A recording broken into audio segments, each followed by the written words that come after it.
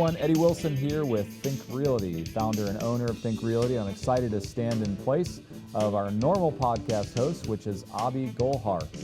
Abhi is out for the day, and so when we have some really great guests on the show, like to jump in and do this myself every once in a while. And I've got a great guest for you today.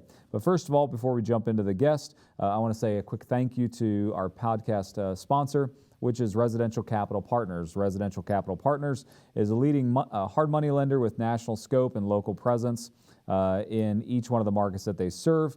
Their partners and loan affiliates have flipped over 1,000 properties, and they know your business. You can visit them at residentialcapitalpartners.com. That's residentialcapitalpartners.com. And if you don't mind, go support them as a thank you for them supporting us.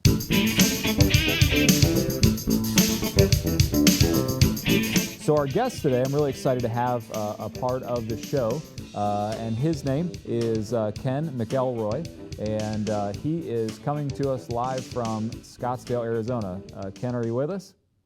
I am. Hey, great to be on your show. Yeah, man. Thanks for joining us. I appreciate it. So usually I'd say live from sunny Scottsdale, Arizona, but it doesn't look very sunny behind you. No, it's been raining this week. But, we need it. The desert needs rain, Sure. to make the golf courses beautiful. There you go. Well, I'll be out there in a couple months to enjoy those golf courses. So hopefully they liven up and everything's good. Well, it's great to have you on here. Obviously, you're a longtime real estate investor, have a really diverse background in real estate investment. If you don't mind, just give us 30,000-foot view on you, kind of your career, and then we'll talk about the new book that you have and a lot of really cool things. So just kind of give us the skinny on who you are and what you're up to. Certainly. Yeah, born in Seattle, started buying rental real estate back in the late 80s. But started with a 2-bedroom, 2-bath that cash flowed $100 a month. I've had multiple companies, property management companies, development companies, construction companies over that period of time. Sold a lot of them, started a lot of them. My current company I've had for 14 years. We own about $1 billion worth of multifamily. We've got office, we've got self-storage. We have about 1,500 accredited investors that we work with, and we have a property management company. We have about 300 people in, and it's been a great journey. Along the way, I met Robert Kiyosaki. A lot of people know him. Rich Dad, Poor Dad. He became one of our investors. That's when I started writing the books for Rich Dad and the ABCs of real estate investing. I wrote, over 10 years now, and so I've had that platform. That's been fun. And, Robert kind of opened my mind to educating people like you're doing, Eddie. And so that's why I'm on the show. That's awesome, man. I appreciate it. So you started writing a few years ago when you were working with Robert and continue to write. I know I was just thumbing through one of your most recent books. So like your books are a little bit different approach than somebody typically is writing. So talk to us about kind of your writing style, and then obviously the new book that just came out. Yeah, sure. Thanks. So the first book that I did was with Time Warner, if you remember them, Mm-hmm. and they were around, and that was very successful. But what it did was it got me familiar with the publishing industry, which was kind of having a tough time at the time. Everything was going to ebook at the time. Mm-hmm. And then of course now audiobook, and still is, and still trending that way. And Amazon was small. And then fast forward, what I ended up doing was I ended up founding my own publishing company. And so I publish all the Rich Dad advisor books now. And so that's my firm. And, we have all the Rich Dad education books are run through there. And so what I found, Eddie, was that, there's technical books like we, learned in college or high school. And those are basically kind of boring. They're, Mm-hmm. They're kind of how-to books, nothing wrong with them. But the ones that kind of have what we call carrying power, even internationally, because my first book is in 24 languages, are the ones that are story-based. And Sure. so what I decided to do was kind of take this new book, Return to Orchard Canyon, is really, how do I take lessons, about inflation and is college worth it, and education and formal versus self-education, and using dad and multiple streams of income and all that, and put it into a story so people can learn. And that's what this book, Return to Orchard Canyon, is. Yeah, I love it. I was sitting there just reading it a little bit ago, and I'm a huge fan of like Patrick Lencioni. I don't know if you ever read Patrick Yeah, Lencioni's of books, where he course. takes like a parable and Yep. the emotion of the individuals really then instill the principles. And that's what I felt like your book was, is like you were taking the emotion of a story, and then you begin to learn the principles based on identifying with each one of the characters in the book, which to me is a much more fascinating way to learn, and obviously is going to stay with you, like you said, for a much longer time period. And to me, what I love about it is it's so unique in our space. I mean, everybody today, and I'm not knocking everybody, but everybody today is writing a book. Like everybody's writing a book. And as they write a book, typically it's a book, a how-to book, like you were stating. It has like the 5 principles to real estate wealth, or the 7 principles for real estate investing, which is not bad. But it isn't very entertaining, and so you kind of take the meat and spit it out and then kind of move on. Yeah. Or it's viewed as just a big giant business card. So then there's the whole other group of people that are writing a book specifically just so that they have the notoriety or the influence.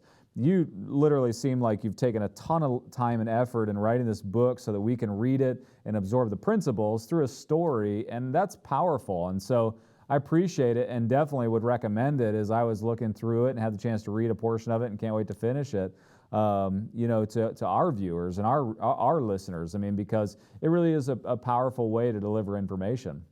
Thank you very much. Yeah. So what I found, and I think, I don't know how old you are, but I'm in my 50s now. And, my dad and my mom basically were, you got to go to school, got to go to school, got to go to school. And a lot of my friends did that, and, they're not in great financial shape. Sure. And so that's what the story is about. It's about the generation before us that, call it self-educated instead of formally educated, but a lot of them are very, very successful people. Sure. Basically telling their kids to go to college, and then kind of seeing the reality of the fact that their 50-year-old kids are not necessarily in great financial shape because they turned all their money over to Wall Street, and kind of worked their butts off their whole life. And then I inserted an 18-year-old kid that, and on Sunday they have these Sunday dinners where they debate things like, is college worth it? And so the kid who went to college is defending it, even though he's financially in a hole, and his father, who's the grandfather of the daughter, is saying, well, I never went to school, but, take a look at what I've done. I have all these multiple streams of income. And so it was a great way it's kind of like, well, Rich Dad, Poor Dad kind of does that. It takes 2 opposing views without really taking a hard line on either one, but just giving people options. Yeah, I interviewed Robert a couple months ago. I stepped in for Abby and interviewed Robert on the show. And, he always takes that contrarian view, like every time. If you go right, he's going left, even if he doesn't, it's just who he is. But it is nice to have that opposing view. And I think you're right. It's like the generation before us, I'm 40, just turned 40 this past year. And the generation before us, they didn't earn their wealth by going to college and then going and getting a job based on their college education. They were entrepreneurs. They were people that, by the sweat of their brow and by the hard work of their hands, they built something, and then they wanted to pass on, an easier time to have the same success to us, and they thought education was going to be the way to do it. And that's what I loved about many of the points in your book. So you were trying to get across some points in that book, and it felt like it was a very systematic approach. So what are those goals that you think that you're trying to push through the book, through the education that you have, to help people get to where you are today? I mean, obviously you're a very successful real estate investor. What are some of those principles? What are you trying to pass on to that generation that's reading today? Well, there was one big example where the son, who's 57, is a banker that got caught up in this later merger and acquisition, which, as was happening right now. Banking is going online. Right. Bricks and mortar is not necessarily needed anymore. I've been watching those corners all over the country. Right. For acquisition later, and he basically was kind of keeping up with the Joneses, and, I love that book, The Millionaire Next Door. It's written in it just talks about behavior. And so really I was just, more than anything, especially in Scottsdale, and I know you got areas in Atlanta that are like this, everybody's buying the next new car, the next new house, the next new this, with what I would call bad debt. and they're just to keep up. And, I've been super frugal personally and, kind of built my whole career on cash flow. And so this book is more about a cash flow strategy. And the grandfather has multiple streams of income coming in, and so that's all discussed. He's got, if one's down 1 year or two are down, in 1 year, 3 or 4 or 5 are up. And so, you kind of always have that balance. And I know you are an entrepreneur, and you totally understand that. Sure. Sometimes some businesses you're feeding them and they're doing great. Sometimes you're exiting them, sometimes you're starting them, and so just having that multiple buckets is super important. And that's really the core message in the book. Yeah, that's awesome. Now, I mean, to talk about that today in a very practical way, we've got something crazy going on in our country today. And Yes. Obviously, we don't know how long it's going to last, maybe overinflated by media, but there's still a trickle down. Whether there's a real threat here, whether it's an inflated threat, no matter what view you take, it will have some effect on our economy. What do you think about the coronavirus and how it's going to affect real estate investors and people that maybe aren't diversified, who don't have the multiple streams? Great question. Well, first of all, I think anybody who's thin on cash, is it's going to be in trouble because, I don't know if you saw last week, Boeing drew down $14 billion on their line. Right. I got my buddy works for Blackstone and another one at Goldman sent me an internal memo. They said they want all their companies to start drawing on their lines. So, everybody's expecting a cash crunch. And so it'll be interesting to see what happens with the banks. But if anybody's tight right now in any way, or in some kind of service business, and they're really, really tight and they're relying on I think of things like massage envies, and I think of things, like gyms, and I think of things that are, just customer service. You probably saw Royal Caribbean 60 days. So I don't know how many employees they have, but I know I've been on a couple of cruise ships in my life. There's 500, 1,000 employees on one ship. All that stuff is all going to trickle. And so what we're seeing on the rental side, people are halting what they're doing because they're not sure they're going to have a job. So, I don't blame them, whoever they're working for, if they're working for a company that's fragile in any way, that, based on, some next month and the next month and the next month having the cash flow high, I think you potentially going to see a problem. On the other side of it, interest rates have been pushed down. And so, my partner and I, we're cranking. I called him and I said, let's lock anything we can in the next 60 to 90 days, because I believe we're going to head into some kind of a recession. Certainly we're going to have a correction.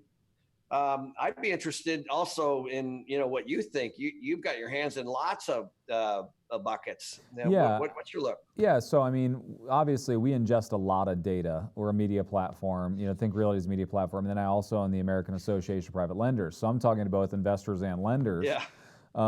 And then I have my own personal bias, but I'm in the same boat. Like for me, I'm keeping some powder dry right now while leveraging to the greatest degree. I mean, like, it's cheap money. I mean, like, why would I not use the cheap money that's available to me today? So refinancing things that I have that are available for refinance, pulling some cash out, leveraging the cheap dollars that I can gain today.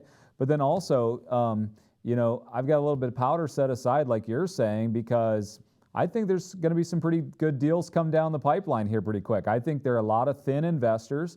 I, like you, have done a lot of syndication on the multifamily side, and I've watched people over the past 2 or 3 years buy poorly, and so some of those poor deals that they purchased may come to you or I or other people that are ready here in the next 6 months to a year. We know that the last downturn created the largest amount of billionaires in the country, and that's because anytime in a downturn that people are prepared for it, it provides the greatest opportunity. And so, I align with you. I'm looking at all my opportunities right now. I'm not scared. I think any savvy investor is not fearful. They're ready. They're expecting the great opportunity to come their way. So I appreciate the sentiment you share. Yeah, thank you. Yeah. Well, one of the reasons that I'm not concerned at all personally is, we have massive cash flow, on our portfolio. We have Right. nothing that's even tight. Yeah. We're at 62% loan to value on everything we own. That's great. We're cash flowing like crazy. We've returned most of the equity to our investors, and we just sold 2,000 units over the last 14 months. So Wow. at a 4.2 cap. So we're in a really good spot, Nice.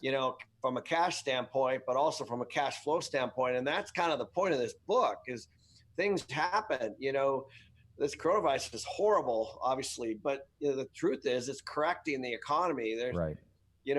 Equities are way down, rates are way down, which is also good. If lenders still need to lend, they still want to lend. It'll be interesting to see what happens. I think, but I agree with you. Being liquid is the best thing. I spoke to a broker just yesterday, and I said, "What's the sentiment of your lenders? Are they getting nervous?" And she said, "Oh no, they're nervous that there's not going to be enough deal flow. Anything you have right now, please send it to me. Like we're getting real aggressive." And I was like, "Perfect. That's what I like to hear." They, right. Like you said, they're getting nervous because the way they make money is lending, so they have to lend. That's right. Well, they got to cover their overhead, right. And there's a lot of people that have a lot of overhead based on this train keep going, and it's the same thing that happened, the last couple of corrections. It's a different scenario, but the results are the same. Very similar. And so it'll be interesting to see. I feel bad for people because a lot of people that have been stuck in equities are, right. I've lost a lot of money, and that's not good. That's horrible, actually. But for us in the real estate game, where we got passive income, we're doing great. The nice thing about real estate, and I know that you're a curator of this, as well as Robert Kiyosaki and all those that you've aligned with, is that real estate is a slow-moving train. The stock market is, because it's just paper, is very emotional. It's very volatile. I mean, like, it changes every minute on the minute. It typically takes real estate 30 days, a quarter, half a year to really see big movement, and which is really advantageous for us because you get to watch something like the coronavirus happen and then go, okay, let's play this out for 30 days, 60 days, see where things are going, see if it affects us, and you get to make, changes a little bit slower. For sure. And that's why I have a management company. It's a lot of work to own a management company. And quite candidly, I wouldn't call it incredibly profitable. Yeah. But here's what happens, Eddie. If I have a property that dips down to 90%, I walk down the hall to the CEO of my company, president, and I put together a strategy over the next 30 or 60 days to fill it back up. Right. And so, I'm managing my money. I'm just doing it through real estate. Exactly. And I think, it's just nice to be able to do that. That's awesome. Well, I appreciate you. I appreciate your book. I would love to promote anybody to go and to read it. How can they find the book? Where can they go to learn more about you? How can they connect with you? Great, thank you. Well, the book's available on Amazon. So, obviously we released it just a couple months ago, and it's doing very well and trending very well. Our company is MC Companies. And then I have a bunch of educational videos on kenmcelroy.com for a lot of our high net worth investors, with regard to things that they might want to know. Awesome. Or questions to ask. So those are the three spots. Very good. Well, thank you so much. Keep up the good work. Keep me in mind if you ever need some capital, some investment opportunities. I'm in on that. And I love what you're saying and what you're talking about. And thanks for the book. I've really enjoyed it, and I hope that every one of our listeners and viewers will go out and take a part of that. Thanks, Ken, so much for being with us on the podcast today. Thank you very, very much. Yep, absolutely.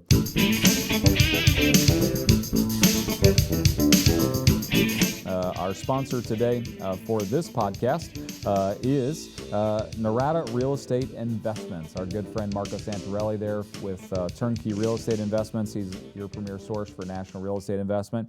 And you can go and find out more about his inventory and what he has at Turnkey Real Estate Investments, plural, turnkeyrealestateinvestments.com, and check out his website, his podcast, and all that he has going on there. Please support him as a thank you for him supporting us.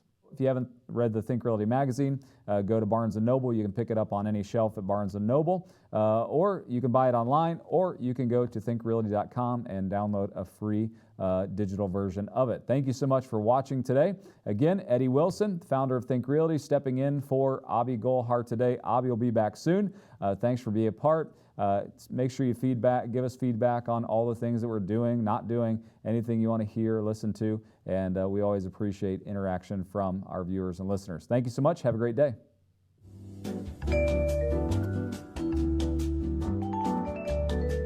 Hi everybody, and welcome to The Breezeway, where we discuss topics that matter to property managers, owners, and investors.